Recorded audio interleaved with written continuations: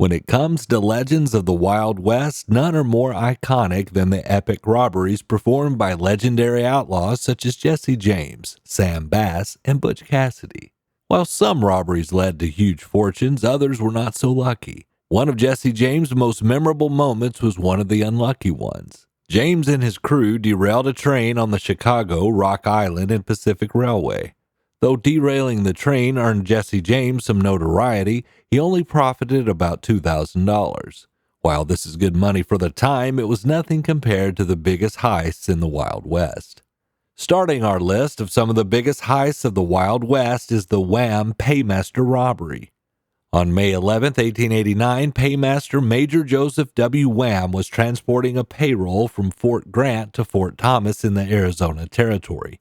For an escort, Major Wham was assigned 11 Buffalo soldiers from the 24th Infantry and the 10th Cavalry. Buffalo Soldier was a nickname given to soldiers of the 1st Peacetime All-Black Regiment in the regular U.S. Army. The site of the attack was on a road that descended from the high ridge through a narrow gorge to a creek bed. The east side of the gorge consisted of a steep rocky slope, rising about 50 feet above the road, with a lower rise on the western side. At approximately 1 p.m., the Wham party reached the site of the attack. A boulder blocked the convoy from advancing further down the road. After the convoy halted, Sergeant Benjamin Brown led his men forward to try to move the obstacle out of the road, while Corporal Isaiah Mays took a position at the rear of the convoy. As they approached the rock, the group found evidence that the rock had been deliberately placed in the road. They then looked up to find a breastwork situated above them, and the bandits then began to fire toward the convoy. After a fierce shootout lasting only 30 minutes, 8 of the 11 soldiers were wounded. Having no other choice, Wham ordered the withdrawal, leaving behind the payroll. The bandits made off with $28,000 worth of gold and silver. Today, that is the equivalent to over $900,000. Though the bandits were identified by the soldiers and other witnesses, they were tried and found not guilty by a jury. Deputy William Breckinridge noted after the trial, quote, "The government had a good case against them, but they had too many friends willing to swear an alibi, and there were too many on the jury who thought it no harm to rob the government." End quote. Next on the list is a robbery famous for being the first train robbery on the Pacific Coast. In November 1870, a train leaving San Francisco was headed to Virginia City, Nevada, to deliver gold to the miners. The robbery began as the train started pulling away from the Verde station near Reno, Nevada. 5 masked men boarded the train and quickly took over the engine and express car. The bandits ordered the train to whistle down brakes. This was a time before air brakes, so the whistle signaled to the brakemen to the platforms to start setting the brakes. Once this was done, the pin was pulled from the express car and the train was ordered to give it steam. When the conductor went to investigate the stopping of the train, he was surprised to see he was missing his engine, mail car, and express car. The train was forced to come to a stop due to an obstacle placed on the tracks by a 6th bandit. This was to ensure the engineer couldn't prevent the train from stopping at their planned destination. The robbers soon worked their way into the express car, and at the end of a double-barrel shotgun, the guards surrendered. The bandits made a clean getaway with no casualties during the duration robbery. The haul consisted of $41,000 worth of gold from Wells Fargo. This would be worth $928,000 in today's money. Wells Fargo and the Central Pacific Railroad put out a bounty of $30,000 to bring the bandits to justice. To no surprise, this caused a lot of men to join the hunt. In only 4 days, the entire gang had been rounded up and most of the money recovered.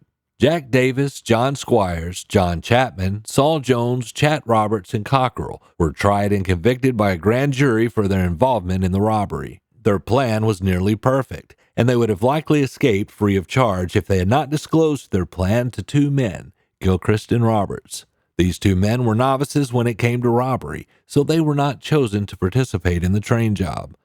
The 2 quickly sold out the remaining men under the pressure of the sweat box.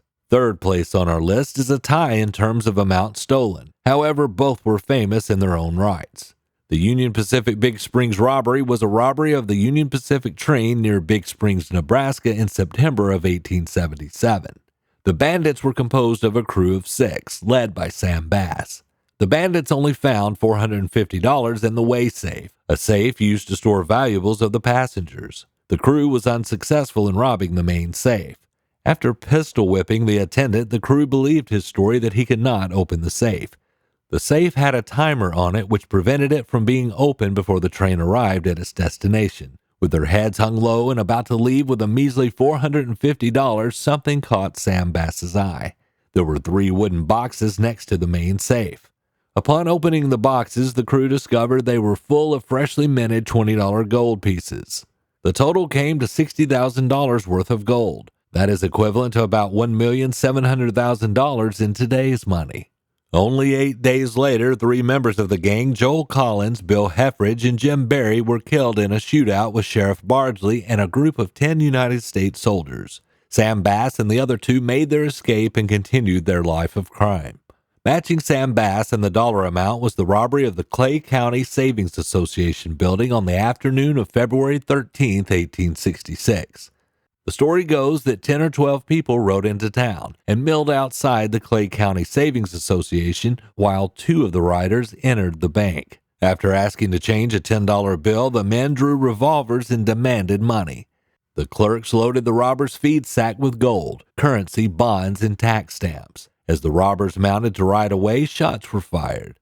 Accounts differ. Problems with mounting a horse caused a commotion during which someone opened fire. Or perhaps one of the gang fired without any sort of provocation whatsoever. But regardless, George Jolly Wymore, a 19-year-old student from William Jewell College who was across the street, was killed by a stray bullet. The gang rode away, pursued after a time by a posse of townspeople.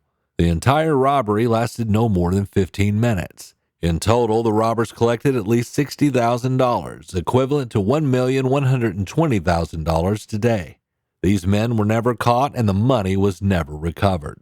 This list would not be complete without mentioning Butch Cassidy and his Wild Bunch gang. Butch had many successful robberies, including 2 train robberies in Wyoming, which profited the gang $50,000 each. The biggest score for Butch Cassidy and his gang is up to debate. It is said that the gang robbed a train in New Mexico, netting the crew over $70,000. Accounts differ on whether Butch participated in this robbery or if it was just the work of his crew. Whether or not this single robbery earns Butch Cassidy second place on our list, as his total amount is unbeatable. It is believed that Butch Cassidy and his crew stole an estimated worth of $10 million in today's money. The biggest heist on this list was accomplished by Rattlesnake Dick and his gang. Rattlesnake Dick's real name was Richard Barter. Richard started out his career of crime when he was unable to strike it rich in the California gold rush. Richard was sentenced to prison for the crime of grand larceny and was released 1 year later when he joined Tom Bell's gang. After Tom's death in 1856, Rattlesnake Dick took control of the gang and continued in their outlaw ways. One night in 1856, Rattlesnake learned from a drunken miner about large shipments of gold being led down Trinity Mountain. Rattlesnake Dick sent George Skinner and 3 other men to intercept the shipment. George and the other men stopped the mule train carrying the gold shipment just outside Nevada City, California. The mule skinners, or mule drivers, meekly turned over $80,000 worth of gold bullion. In today's money, that is over $2,700,000, making it the biggest heist in the Wild West. However, after obtaining this mass fortune, things went downhill quickly for the bandits. The weight of the gold proved to be impossible to move down the mountainside without a fresh team of mules. George decided to split the haul in half, bearing roughly $40,000 of the gold somewhere on the trail. Due to the slow pace of the mule team, the outlaws did not make it to their rendezvous with Rattlesnake Dick before a posse from Wells Fargo caught up to the men. In a shootout, George Skinner was killed and the other men fled.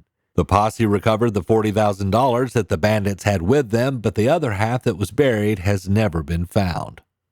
Thanks for watching. If we missed any heists that you think should be on this list, leave them down in the comments below, and don't forget to like and subscribe.